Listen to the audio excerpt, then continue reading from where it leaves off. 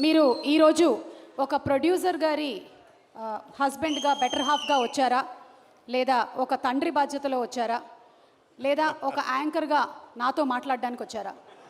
ఈ 3 ఆప్షన్స్లో 4th option కూడా ఉంది, వరుణ్ తేజ్కి కంపెనీ ఇవ్వడానికి వచ్చారా? లేదు సుమ అద్భుతంగా ఎంకరేజ్ చేస్తుంది కాబట్టి చూద్దామని వచ్చాను. మిగతా అన్ని పద్మజ గారు, ఐఎమ్ సో సారీ. తర్వాత thank you very much. And అంటే నేను స్టేజ్ మీదకి మాట్లాడే ఓపిక లేదు, అది కూర్చొని మాట్లాడతాను. ఇదే అనుకుని మా అందరూ వినండి. ఈ వంశీ ఏదో డైరెక్టర్ వంశీ తోటి ఒక ఐడియా, మన ఫణి గారు నాకు మంచి సన్నిహితుడైన వ్యక్తి, ఇలా ఒక కథ ఉంది వినండి అంటే నేను పెద్దగా పట్టించుకోవాలా, ఎన్నో కథలు వస్తుంటాయి ఏమి వినమంటున్నాడు నేను వదిలేశాను. ఈలోగా న్యూయార్క్ కూడా అని అడిగితే నేను వింటాను అంది. న్యూయార్క్ వినిన తర్వాత నన్ను అడిగింది, ఒక్కసారి ఈ కథ విను నాన్న, నాకైతే బాగా నచ్చింది అంటే, ఏముంది వీళ్ళు అంటుంటారు కదా. సరే నిన్న ఆ వంశీ అనే అబ్బాయి మాత్రం ఆల్మోస్ట్ ఫైటింగ్లో ఒకటిను డ్యాన్స్లో ఒకటి చేయలే, మిగతా అన్నీ స్క్రీన్ మీద చేసి ఇంక్లూడింగ్ హీరోయిన్ క్యారెక్టర్తో చేసి చూపించాడు. కాకపోతే ఆ పెర్ఫార్మెన్స్ కంటే కూడా బిహైండ్ స్క్రిప్ట్ ఎంత పవర్ఫుల్గా ఉందని నేను అది ఆలోచించాను. నాకు చాలా నచ్చింది. నాకు చాలా నచ్చిందంటే ఈ సినిమా పర్ఫెక్ట్గా ప్రజెంట్ చేస్తే మాత్రం మంచి సినిమా అవుతుంది, మంచి సక్సెస్ఫుల్ సినిమా అవుతుంది అని అప్పుడు నేను అనుకున్నాను. అయితే నేను ఒకటి అనుకుంటాం కుదరదు కదా, చాలామంది విని బాగుంది అనుకున్నారు. అయితే మధ్యలో ఒక నిహారిక అంటే తను ఒక మంచి నిహారిక జడ్జిమెంట్, నాకు చాలా నమ్మకం నిహారిక జడ్జిమెంట్ మీద, చాలా బాగా జడ్జ్ చేస్తుంది. ఎక్సెప్ట్ హర్ ఫస్ట్ ఫిలిం, మిగతా అన్నీ పర్ఫెక్ట్గా జడ్జ్ చేసింది. అది సినిమాలో యాక్టింగ్ కానీ లేకపోతే ఎస్పెషల్లీ ఈ ఓటీటీ ప్లాట్ఫామ్స్. సరే తనేమందంటే కొంచెం మరి ఆ కమర్షియల్ థింకింగ్ ఉంటుంది కదా, తనేమందంటే ఒక 2-3 నోన్ ఆర్టిస్టులతోటి, అందరూ న్యూ ఫేసెస్ కదా, నోన్ ఆర్టిస్టులతో చేస్తే బాగుంటుంది అని నిహారిక అంది. నాకేమనిపించింది అంటే వాళ్ళు చెప్పినప్పుడు అందరూ కుర్రోళ్ళు ఫ్రెష్గా ఉన్నారు కదా, మళ్ళీ వీళ్ళ మధ్యలో ఒక నోన్ ఆర్టిస్ట్ ఏంటి ఏదో నాకు అనిపించింది. బట్ నిహారిక ఆర్గ్యుమెంట్ ప్రకారం చూసుకుంటే అది ప్రొడ్యూసర్గా అది రైటే, కానీ నేను ఒక సినిమా చూసే వ్యక్తిగా ఇలా కొత్త కుర్రోళ్ళతోటి ఫ్రెష్గా, అంతకుముందు వాళ్ళ మీద ఎటువంటి ఇమేజ్ లేకుండా, అంటే కంటెంట్ మాత్రమే మన బ్రెయిన్లోకి వెళ్తుంది అనే నమ్మకంతో నాకు అది అనిపించలే. నేను అక్కడ డిఫర్ అయ్యాను నిహారికతోటి. బట్ అల్టిమేట్గా డైరెక్టర్ అనుకునేది చేశాడు. నేను ఇప్పుడు ఇందాక దిగి లోపలికి వచ్చే ముందు జనరల్గా నేను చుట్టుపక్కల యాంబియన్స్ ఏదో పెద్ద ఆలోచించను, కానీ అక్కడ ఈ పోస్టర్స్ 2 చూసిన తర్వాత చాలా బాగా అనిపించింది. నాకు చాలా ఫ్రెష్గా చాలా బాగుంది అనిపించింది. అంటే ఒక చిన్న నాస్టాలజీ ఫీలింగ్ ఏంటంటే, చిరంజీవి గారు మొదటి సినిమా పునాదిరాలు చేశారు. పునాదిరాలు చేసేటప్పుడు అన్నయ్య గారు అందరూ ఇంచుమించు ఒక 6-7 మంది కుర్రోళ్ళు దాంట్లో చేశారు. ఇంచుమించు ఇదే ఏజ్ గ్రూప్ ఉన్నవాళ్ళు అనమాట. అప్పుడు నేను చదువుకున్నాను. నావో బిద్గోరా ఈ సినిమా ఇట్లా ఉందని చూపిస్తే, నేను దీంట్లో ఈ క్యారెక్టర్ చేశాను, ఇలా చేశాను అని అన్నయ్య నాతో షేర్ చేసుకున్నాను. అన్నయ్య కూడా ఎంతూజియాస్టిక్. అన్నయ్యకి 26 ఏళ్ళకి వెళ్ళిపోయాడు ఇండస్ట్రీకి. ఐ థింక్ వీళ్ళందరికీ అదే ఏజ్ గ్రూప్ ఉంటుంది, 22, 23, 24.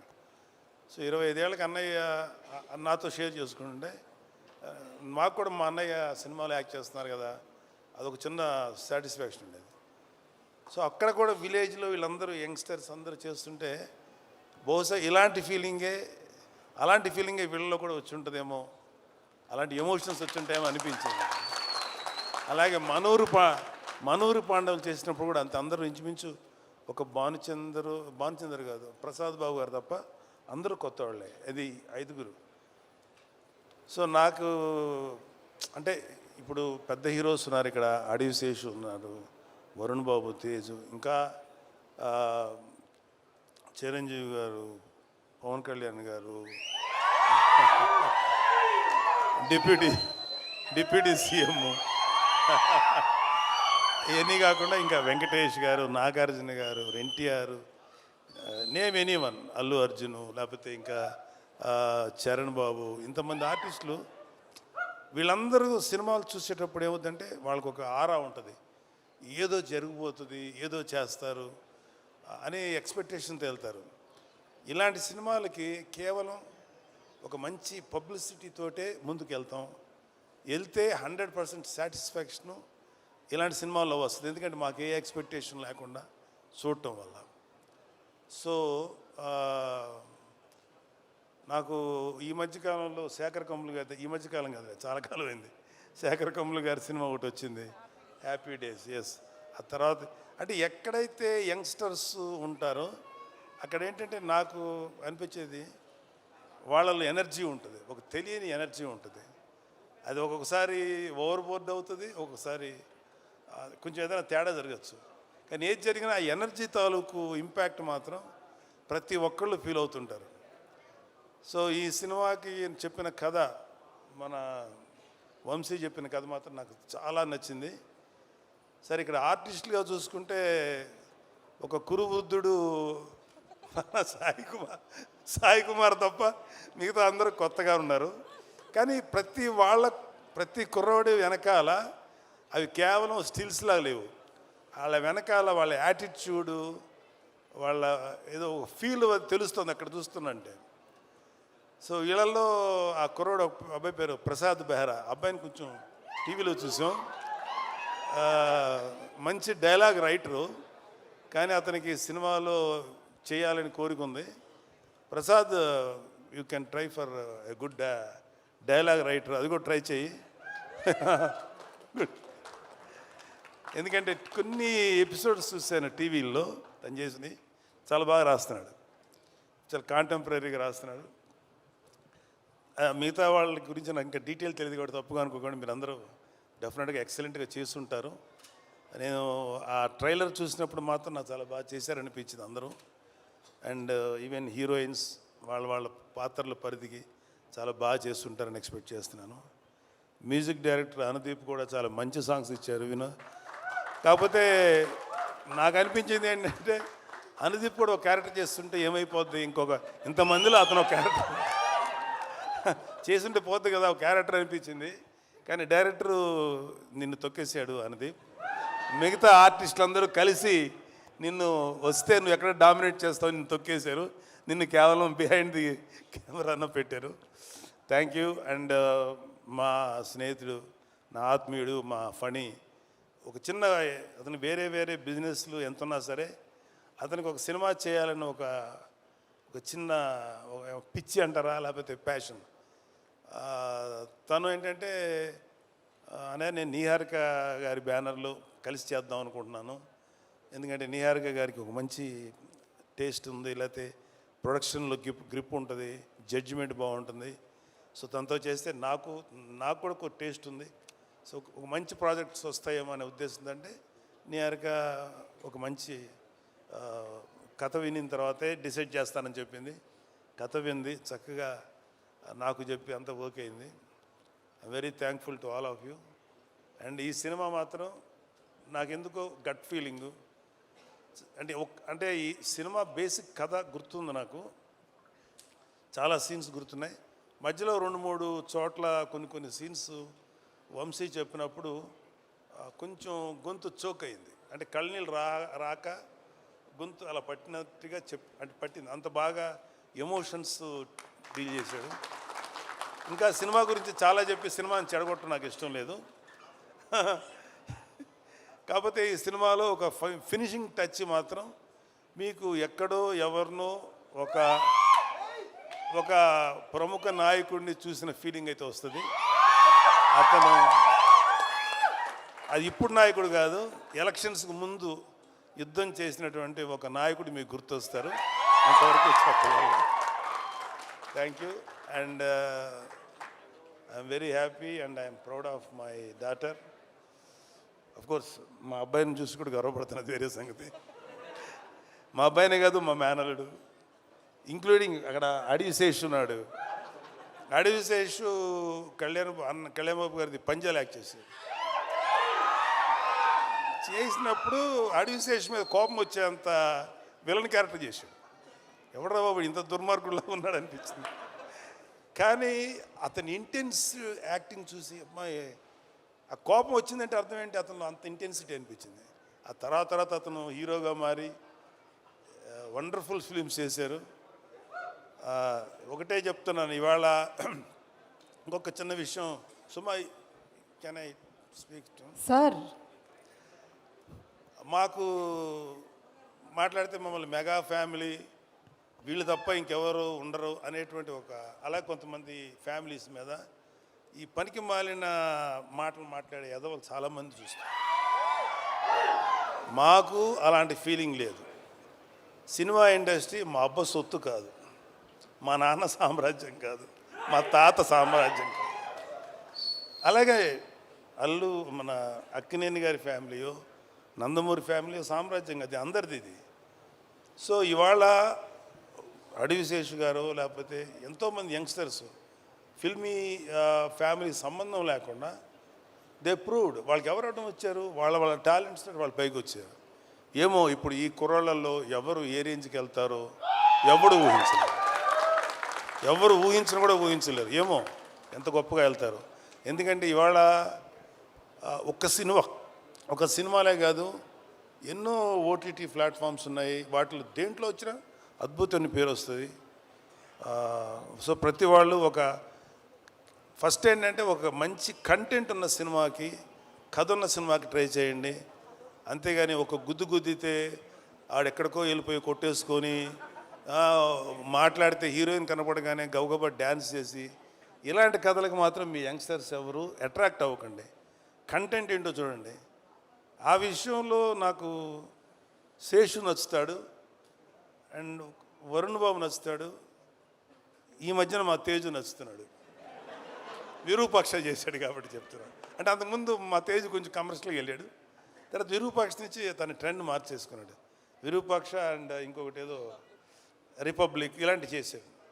సో ఒక వరుణ్కి నాకు ఒకసారి డిస్కషన్ వచ్చింది, ఎందుకురా నువ్వు కొంచెం కష్టమైన క్యారెక్టర్లు సెలెక్ట్ చేసుకుంటావు, చాలా కమర్షియల్ సినిమాలు చేయొచ్చు కదా అంటే, నాన్న ఒక 100 సినిమాలు రిలీజ్ అనుకున్నాను, అందులో ఒక 10 సినిమాలు కొంచెం డిఫికల్ట్గా అంటే కొత్తదనంగా ఉంటాయి.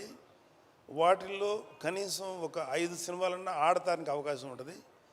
90 సినిమాలు రెగ్యులర్ కమర్షియల్ సినిమాలు ఉంటాయి. ఈ 90 సినిమాల్లో ఒక 10-15 ఆడతాయి. మరి ఎక్కువ ఆడుతున్నాయి కదా అన్న, కానీ రేషియో చూసుకున్నాను, 90లో 10 ఆడతాయి, ఇక్కడ 10లో 5 ఆడతాయి. కాబట్టి ఎప్పుడు కూడా ఒక కొత్తదనం కోసం వెళ్తేనే యాక్సెప్ట్ చేస్తానని చెప్పి, అది నాకు చిన్నవాడైనా వాడిచ్చిన రియలైజేషన్. అలాగే నిహారిక అంటే కొంచెం సెల్ఫీ వేసుకోవాలి కదా నా పిల్లల గురించి, తప్పదు. ఎవరు సెల్ఫ్ వాళ్ళు వేసుకున్నారు, ఇక్కడ మన డబ్బా మనమే కొట్టుకోవాలి కదా. ఏదో గుర్తు రావక్కర్లేదు, నేను సీరియస్గా అంటున్నా. Niharika my sweetest kid. ఎంత స్వీటెస్ట్ అంటే ఇలాంటి చిన్న పిల్లప్పుడు ఒక 3 ఏళ్ళు ఆ టైం ఉన్నప్పుడు ఇంకా స్టార్ట్ అవుతుంది కదా, 4 ఏళ్ళ తర్వాత 5 ఏళ్ళ తర్వాత అమ్మ ఇండిపెండెంట్గా పడుకోండి అంటే ఆ బెడ్రూమ్లోకి వెళ్ళి పడుకునేది. వాళ్ళ అమ్మ వంటింటికి వెళ్ళాక సైలెంట్గా వచ్చి నేను ఇక్కడే పడుకుంటాననేది. సరే అమ్మ, మరి మీ అమ్మ తన్నేసి బయటికి పంపుతుంది కదా, అమ్మ చూడకుండా దాచిపెట్టేది. అప్పుడు నా షర్ట్ తీస్తే షర్ట్ లోపల దాక్కునేది. అప్పుడు ఇంత ఉండేది కదా, ఇంతే ఉండేది. దాక్కొని పడుకొని పద్మ వచ్చేది, ఎక్కడుందని దాని తెలుసు, పడుకుంది. పద్మ లేదు, పద్మ ఇక్కడ అని చెప్పాడు. ఇలాగేదో సో ఒకటే చెప్తున్నాను. ఇప్పుడు ఇందాక ఒక పాప ఎవరో ఎమోషనల్ అయ్యింది. ఇవాళ మన కళ్ళ ముందు ఆడపిల్లలు ఎంత గ్రోత్ చూపిస్తారు, ఎంత గొప్పగా ఎదుగుతారనేది మన సుమ. నాకు తెలిసినంత వరకు సుమ కామెడీగా మాట్లాడుతుంది, సరదాగా ఉంటుంది. కాబట్టి నేను ఎప్పుడు సుమాని కామెడీగా తీసుకోను. ఎందుకంటే నాకు తెలిసి ఈరోజు కాకపోయినా ఇంకొక 1 year తర్వాత 2 years తర్వాత అయినా డెఫినెట్గా సుమ ఒక legendary anchor, legendary host. Suma చాలా గ్లామరస్గా స్టైలిష్గా ఉండదు. సుమ ఎక్కువ ఏమన్నా, కానీ సుమ స్టేజ్ ఎక్కిందంటే దుమ్ము దులిపేస్తుంది. నేను చూసింది సుమ ఉందా పర్లేదు కొంచెంసేపు మనకి టైంపాస్ అవుతుంది అని, అలా ఉంది సుమ.